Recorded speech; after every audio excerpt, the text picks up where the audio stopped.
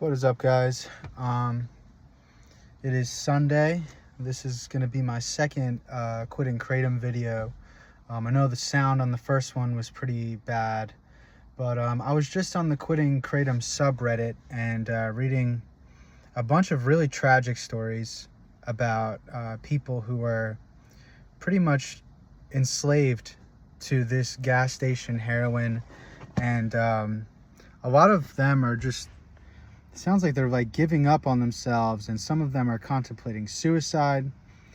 Some of them have children and husbands or wives, families that they are pretty much destroying because of this drug. You know, they're spending hundreds of dollars a week just to feel normal again. And so I wanted to make this video for people like that and just kind of talk a little bit about how kratom hollows you out. I don't know the exact science, but I do know that it completely takes away your empathy. When I was on it, I was a huge asshole, and that's an understatement. I cared about nobody aside from myself. My sex drive was completely gone. I completely neglected the people that cared about me, and I would rationalize and hallucinate that it was their fault for all of the reasons I was in pain or reasons I was having a bad day. It was their fault. And what that was, I believe, is it was kratom messes with your masculine hormones. I can only speak from my perspective. I don't know how it affects female hormones, but it completely saps your masculine hormones. It gets rid of your sex drive. It doesn't really make you passive. It makes you a bit more angry, but yeah, so that's one thing. So to the dudes on the Quitting Kratom subreddit who are contemplating suicide and feeling so in deep with this stuff, please know that you're not thinking you're not thinking clearly.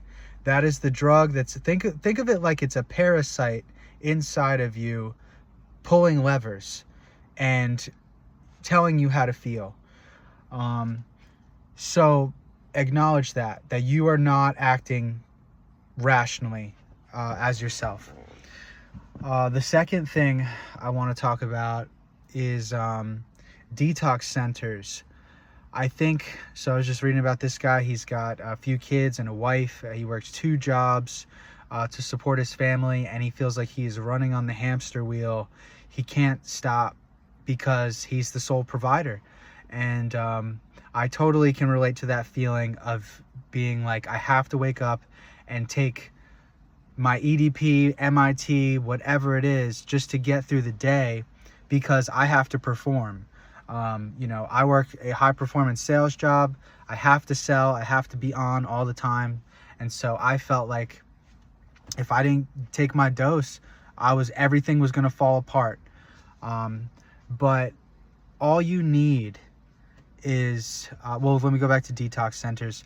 If you are that type of person with a family and 2 jobs and a bunch of responsibilities, I would possibly look into just coming clean with your spouse and explaining the severity of your usage. The truth will set you free. It's better to come clean. Maybe some of you guys have cool bosses, cool jobs that will understand and they'll give you some time off.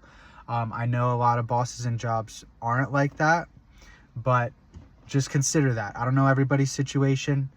To some of you, that might be just not even a thing you can do. If that is not a thing you can do, what you can do with your job is try to push the limits. If you have any sick time saved up, I would recommend at least 4 to 5 days, if longer if you can, but at least 4 to 5 days of off time. Because the first day is gonna be bad, but it's definitely not gonna be as bad as days 2 through 5, days 2 through 7. So if you can get a week off plus a weekend, that's perfect.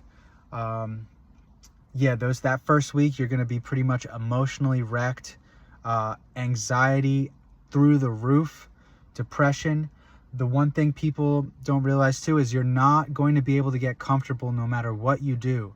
Walking, sitting, laying in bed, taking a shower might be the only kind of comfort, slight comfort that gives you, because it's sensory, and showers have a way of taking stress hormones away and stuff like that. But yeah, you're not going to get comfortable for the first week, and you're not going to get any sleep for the first week. And your anxiety is going to be through the roof. You're going to think that you're dying.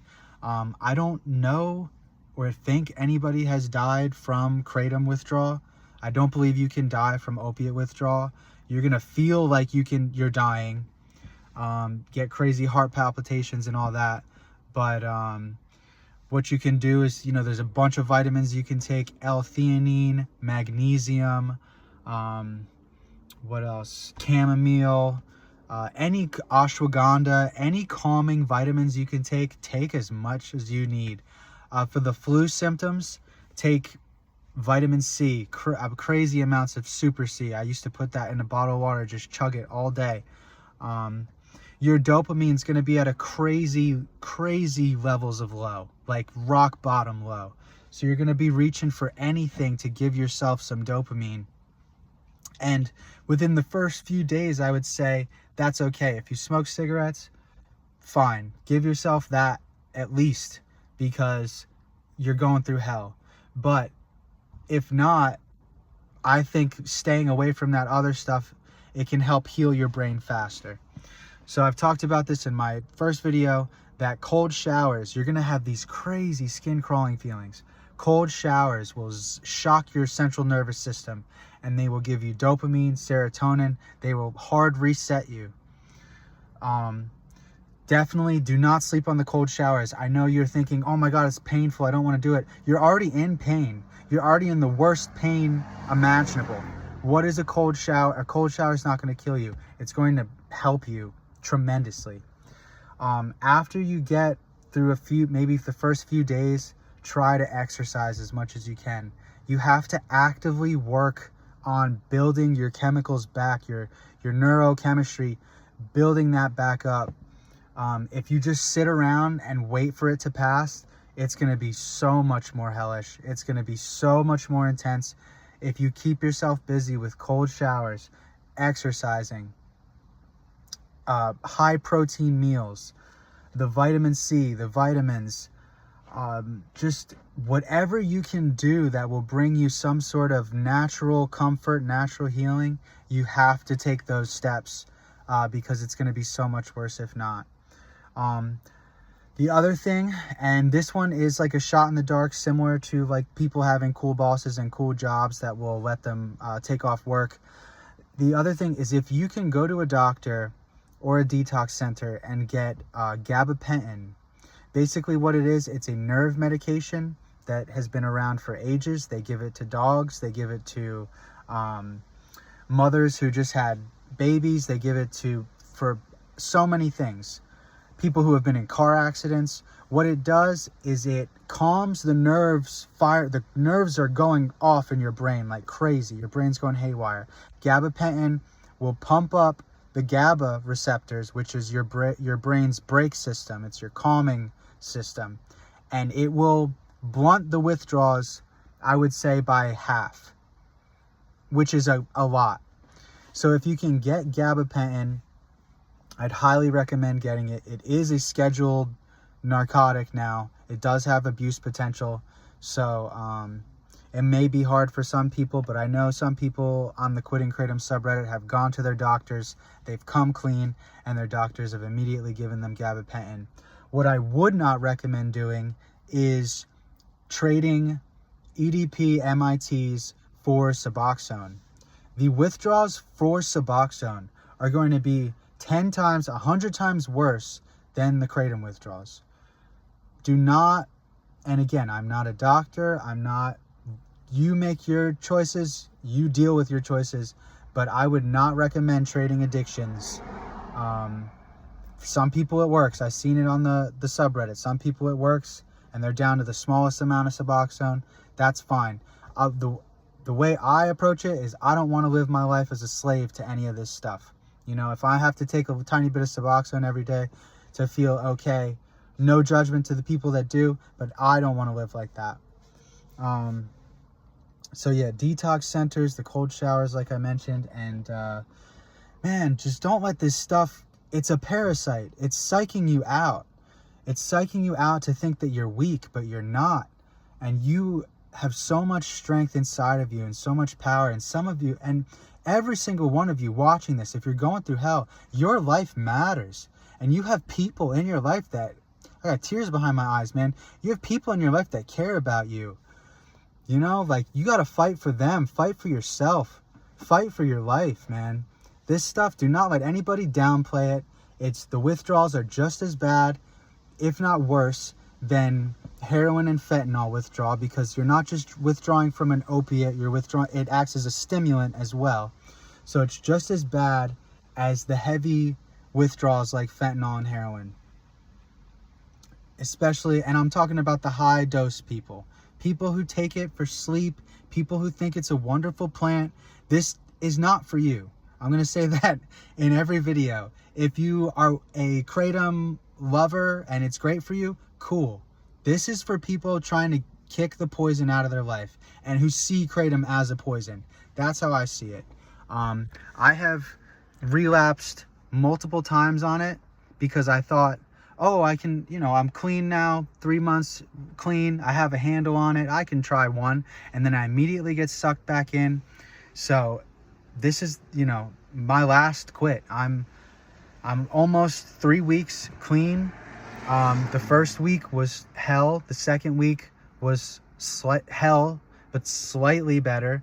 And I finally am starting to feel a little bit normal again on the third week. But that is, again, because I've been actively, I still get hit with the gray, you know, anhedonia waves. I still get urges for cigarettes or whatever dopamine, you know, easy dopamine.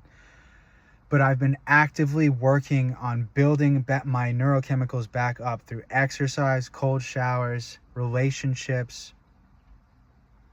Yeah, so this video is about 12 minutes long. I just want to give you guys some strength. You can get through this. You can get through this. If you're going through this right now and you need somebody to talk to, DM me, send me a message, leave a comment, and I will give you some insight. I'll help you out. You know, we could talk through it. So, thank you so much, guys. You can get through this. You're stronger than this fucking poison. God bless you.